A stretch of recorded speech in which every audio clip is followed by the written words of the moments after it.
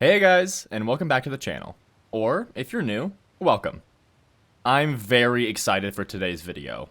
I keep expecting Bleak Inlet to be the next place that's voted for, because it consistently has good amount of votes in each video, and then it just barely loses to other spots. I was definitely expecting to be covering Bleak Inlet today, but you all surprised me with a massive influx of votes for today's region. Make sure you leave a comment down below with your vote on the region you want me to cover next. I'll be covering the region with the most votes for our next region guide. Before we get into today's video, there are two things I want to mention. First of all, many of you noticed that the Holy Church of the Fish has been completed and was shadow dropped in the last region guide. I was curious how many of you would notice it, and oh, did you notice? Some of you guys are so funny. Oh my god, dude. My favorite comment has to be this one. The Fishstein Chapel had me rolling. And now that the drop of the Fich Church has been completed, I want to officially shout out the person who created it. Thank you so very much for your efforts, Mr. onlyfrancois. This guy right here is one of our most devout followers of the fish, and he spent an uncountable number of hours in his own survival save, fishing and crafting until he could create all of the things you see here. That's right. I did not misspeak. This church was not made with commands or cheats. It was made in a regular survival game by this psychopath right here. Which, by the way, I'm pretty sure his save is past day 2300 last I checked, and this script was written a couple weeks ago, so I'd be shocked if it wasn't at 2500 by now. Okay, stars and post here. I actually went to go check because I wanted to get an updated number for you guys. His save is currently on day 2860. So yeah, this guy's an absolute mad lad. I'll post a link to his YouTube channel down in the description in case you want to check him out. The second thing that I want to talk about really briefly is that I am proud to say that this channel is officially partnered with G-Portal server hosting. They host servers for a variety of different games, a gigantic variety of games, and are the biggest server hoster for Project Zomboid. So if you have any games that you've been thinking of starting a server for, you can use my link down in the description to get 10% off your server, and you'll be directly supporting the channel by doing that as well. Let's finally start talking about the region that will be the center of today's discussion. We are going to learn everything that there is to know about this huge, mysterious, poisoned place. We will learn how to navigate through the winding tunnels that run beneath the earth, and avoid the dormant death that looms above ground. Today is our first Far Territory region guide, as we dive into the sick, poisoned region of the Zone of Contamination. However, before I say anything else, some of you have noticed the dreaded Part 1 in the title. I have decided to split this video into two parts, with Part 2 being all about the Langston Mine. There is just so much to this region, and the script is already crazy long even without covering the mine. But never fear, I will make the wait worth it. By spreading it out into its own part, it makes it so I don't need to try and rush it to keep the video within a manageable length, meaning that we'll be able to go into a lot of depth on the mine and make sure that you never get lost in there ever again. Since we're going to be talking about one of the Tales from the Far Territory regions, I'm going to put a massive spoiler warning here before continuing. This video is going to go into pretty deep detail on a good amount of content from the Tales from the Far Territory DLC. So if you want to remain blind to those things, then this video isn't for you. Come back once you have the DLC, it is 100% worth it.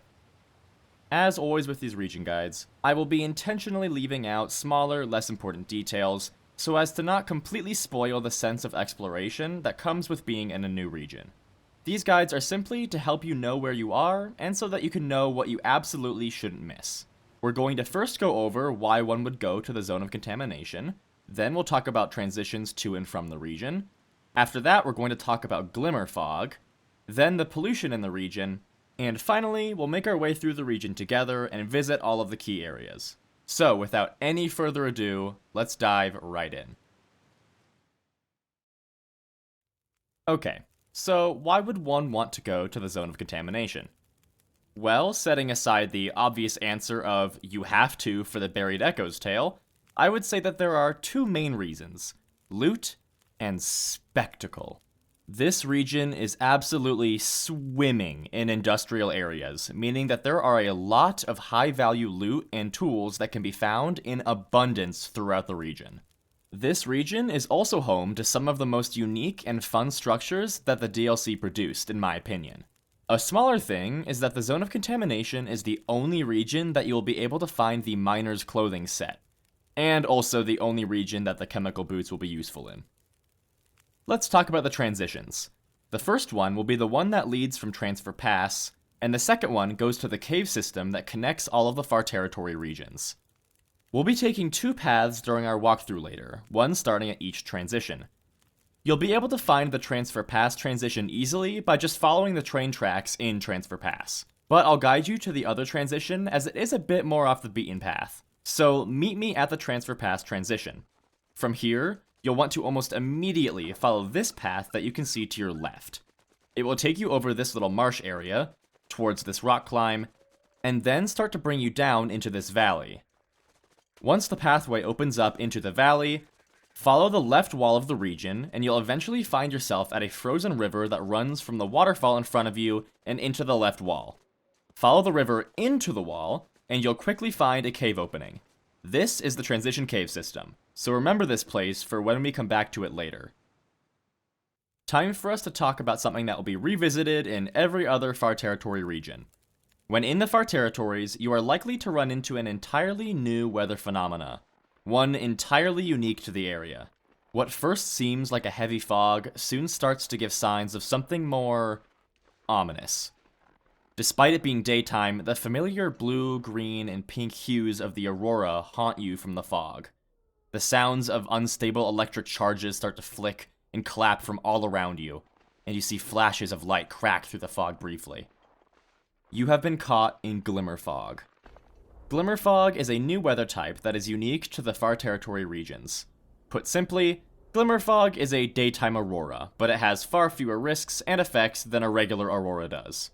Glimmer Fog can only trigger during the day and will dissipate at dusk if it hasn't already run its course and dissipated earlier on. The main similarity between Glimmer Fog and auroras, other than the color and audio motifs, is that both will power electronics. Unlike auroras, Glimmer Fog won't cause aurora predators, so you won't have to worry about stumbling into any of those predators while the fog is up. However, the dense fog severely obstructs your vision, meaning that traveling in Glimmer Fog can still be very risky, as you likely won't be able to see and avoid any predators before they're able to detect you. The main effect of Glimmer Fog is one that is unique to just the Glimmer Fog, and it can be escaped only by going underground or going out of the fog entirely. And that effect is insomnia. We'll be going over insomnia in more detail in our next Afflictions video, but I'll talk about it more generally now. When you first enter Glimmer Fog, your survivor will be afflicted with insomnia risk. As you are in the fog, the risk will continuously build up until it reaches 100%, at which point it will afflict your survivor with insomnia. The risk builds up very fast, making it very hard to avoid insomnia unless you're near an underground location or a transition that will take you into a region free of the Glimmer Fog. The final thing I want to mention about the fog is that you will occasionally be able to see crackles and discharges of electricity from the snow and ice around your survivor. These arcs of electricity are just the fog's way of trying to seem real scary, but they are, in fact, just for show. They cannot hurt your survivor, so don't be afraid of this very cool atmospheric detail. Something that you should be aware of when entering the Zone of Contamination is that the region is filled with heavy pollution. There are toxic chemical spills throughout the region, ponds contaminated by orange toxic runoff, and the environment has suffered greatly as a result. The pollution has created a massive dead zone within the region, where you will scarcely find any herbivores or plant life, if any at all. Additionally, fishing in this region will yield far fewer fish. The only thing that still persists within the dead zone are the poisoned wolves, a wolf variant unique to the region, and the only wolves that you'll find within the Zone of Contamination. These poor, emaciated creatures suffer from extreme malnutrition as a result to the lack of prey that the pollution has caused. They hold their heads low to the ground, appear to have far shaggier coats, and are very emaciated compared to the regular wolf. These wolves provide no meat when harvested, Their behavior is far more aggressive, erratic, and unpredictable than other wolves in the game. If you want to learn more about the specifics of their behavior, then head over to my video on the wolves of Great Bear and use the video chapters to skip right to the poison wolf section. When traversing the region, you will no doubt have to maneuver around or through areas of pollution, and when you do, there are some key things that you'll need to know to keep your survivor safe. The pools of toxic sludge will have two main effects on your survivor. First is that standing in any of the toxic sludge will cause rapid condition loss on your footwear. The only way to combat that is to wear the chemical boots, which are immune to the decay that the sludge causes. But what about other shoes? I didn't see any information on how fast they decay. So you guys know what that means. It's time for another STARS lab. Going into this experiment, I had two main questions. 1, do all shoes decay at the same rate? And 2, does the protection value of the shoe affect the rate of decay? Our experimental procedure is a very simple one. I plopped myself down in the middle of a big old pool of sludge, and then gave myself every type of shoe that can be found in survival mode. I tried on each shoe for 60 seconds and took note of how much condition was lost during those 60 seconds. Our first question is very easy to test. Just tried the test on 2 different shoes. I first tested the running shoes, and then the deerskin boots, which lost 20% condition and 6% condition respectively over the 60 seconds. Clearly, these are 2 very different numbers. So, boom. Question 1, do all shoes decay at the same rate? No, they don't. So, on to question 2. Does the protection value of the shoe affect the rate of decay? I was pretty confident that this would be a yes. After all, the running shoes have a protection of 1%, while the deerskin boots have a protection of 7%. And we clearly saw that the deerskin boots held up way better to the sludge. So I tested all of the remaining shoes, I filled out the data, and then plotted it into a graph so that we could see...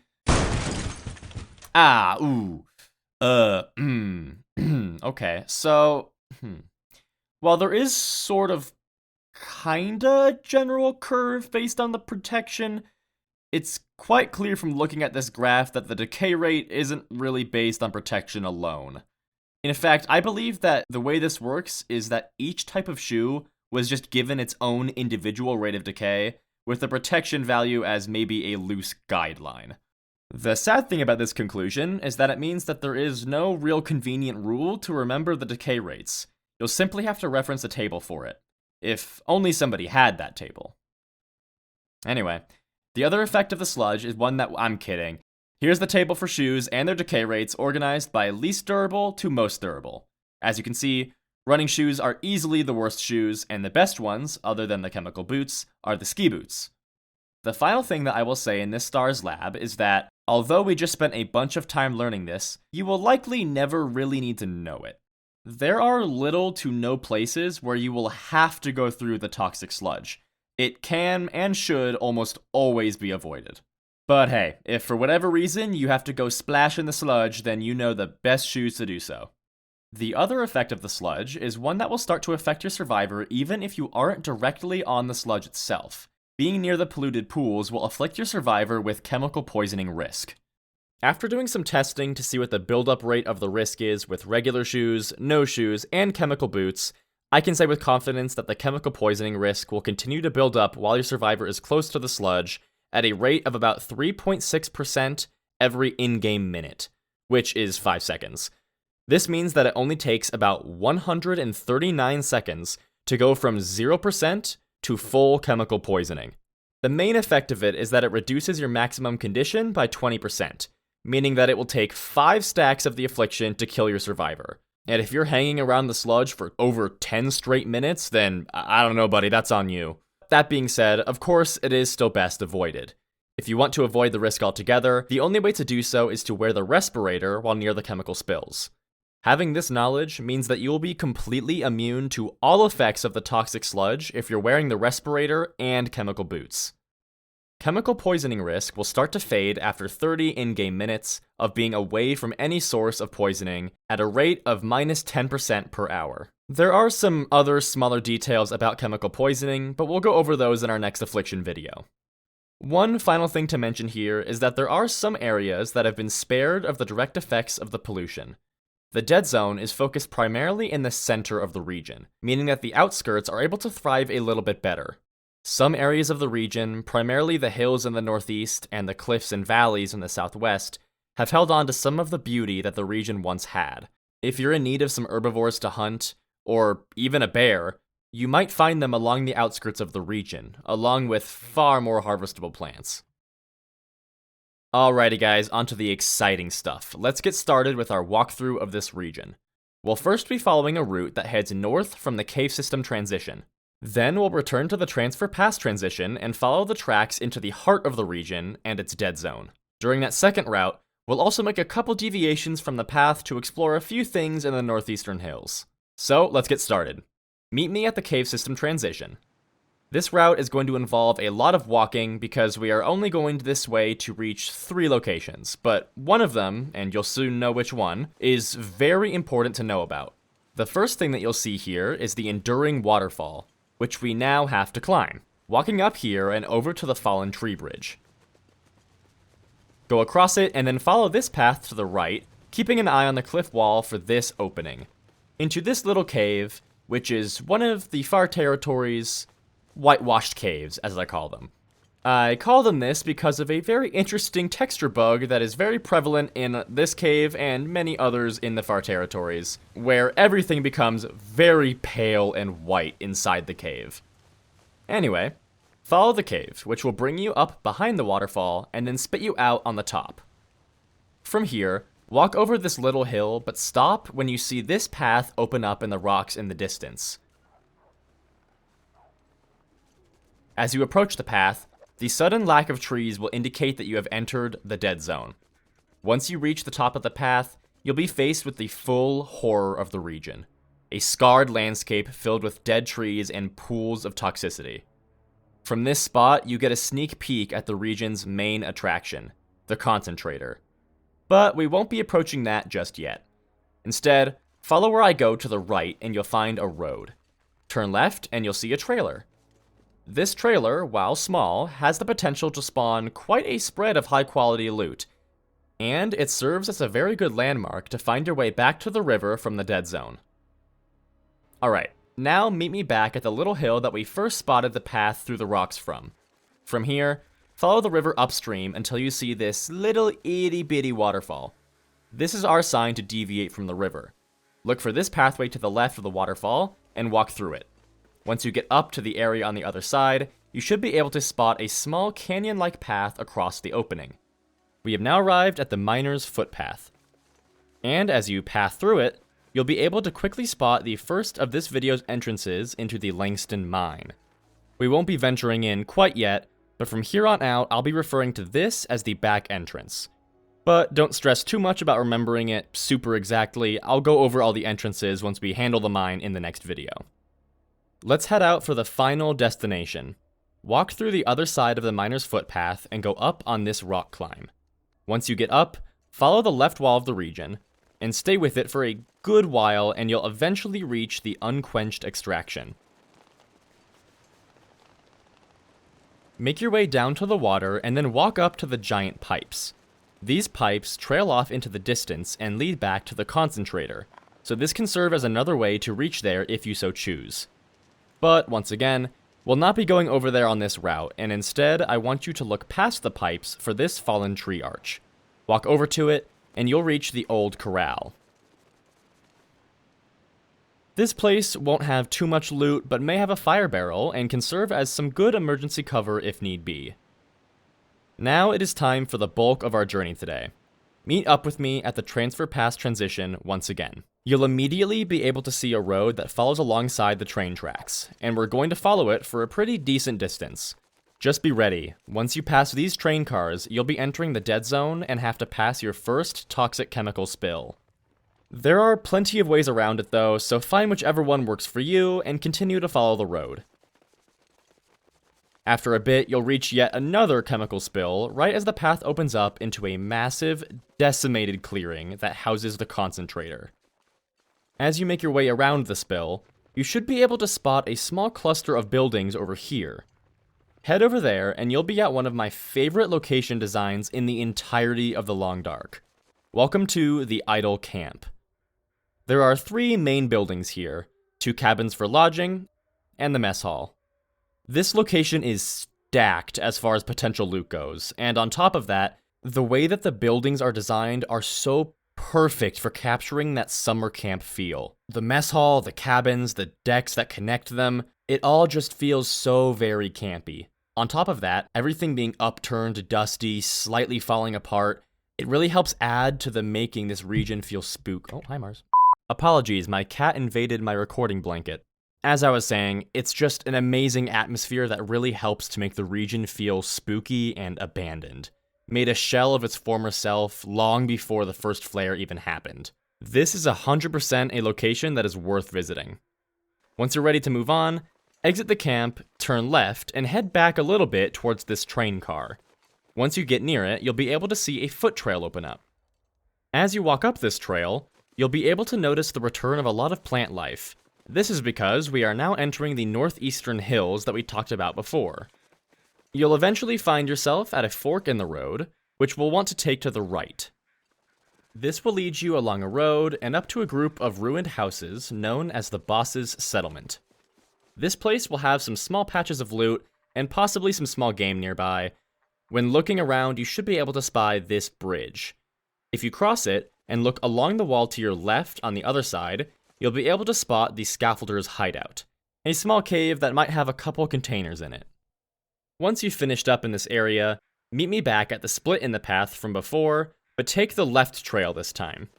Eventually, you'll reach this sudden bend where you'll be able to see a large chemical spill in the path and a ruined trailer up and to the right. This spill is a bit trickier to get around, but if you follow me, you'll be just fine. Walk up to the ruined trailer, also known as the Harrowed Residence, and then follow me up and over these rocks. Then walk/goat diagonally down these boulders and you'll be able to reach the other side of the spill with no issues. Once there, you can see our next destination, one that I had no idea existed until now. Welcome to the Forgotten Exploration. This is a small, abandoned mine that might contain some tools and other notable loot that I won't spoil for you. It's a very spooky place, especially with how many frozen corpses can be found here. Once again, an amazing addition to the atmosphere of this region. Okie dokie, it is now time for the main attraction, the area with the largest interior that exists on Great Bear Island. We're heading to the concentrator. Head back to the idle camp. It shouldn't be hard for you to find your way to the colossal structure from here.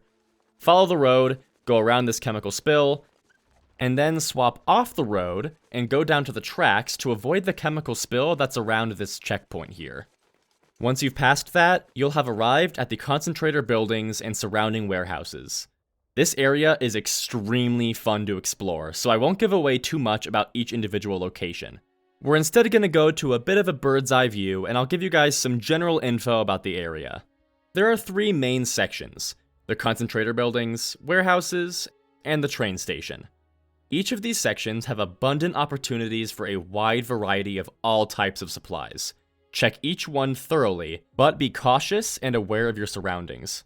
As you can see, there are a couple of large chemical spills around, so you'll need to make sure that you aren't close enough to breathe in the toxic air by accident, or you'll risk chemical poisoning sneaking up on you. On top of that, poisoned wolves are rampant around these buildings, so make sure you keep an eye out for them and ensure that you don't have any scent value that will lure them closer. A couple small things of note to add on here is that the concentrator buildings are actually all connected.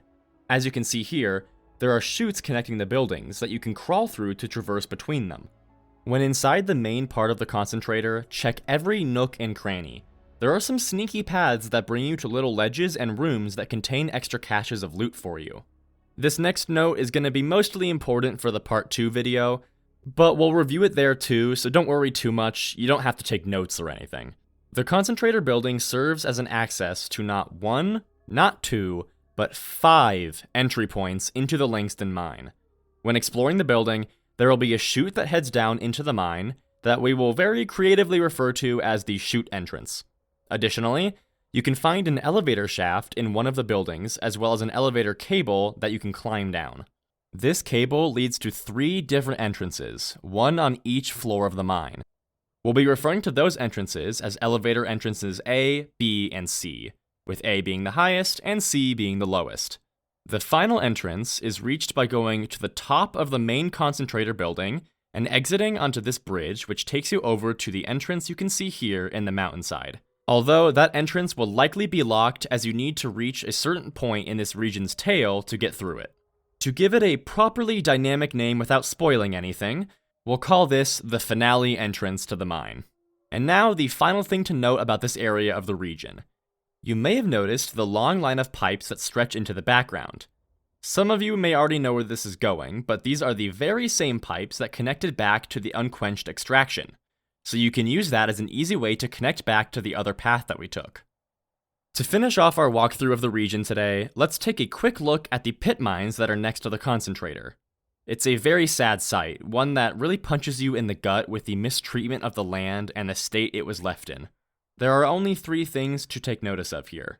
First, this building here is the pump house, a small interior that may have some small goodies inside. Second, we have the large pit mine over here.